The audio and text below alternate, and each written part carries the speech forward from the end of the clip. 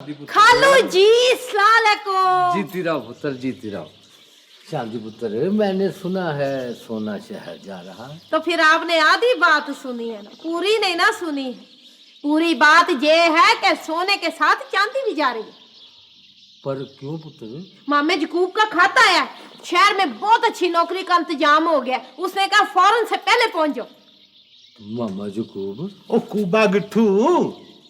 कूबा गिट्ठू? हाय हाय, वो अपना करमू जलाया नहीं है, उसका बड़ा पुत गिट्ठू कुबा।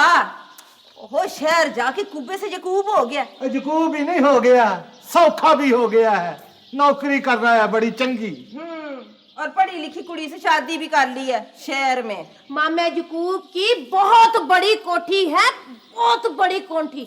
और एक इस जो पूरा कोठा ना, इससे बड़ी चिट्टी दूध कार चलाता है।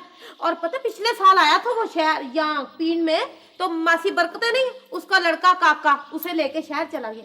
मैं अजय भी नहीं समझे। तू कदे भी नहीं समझेगा।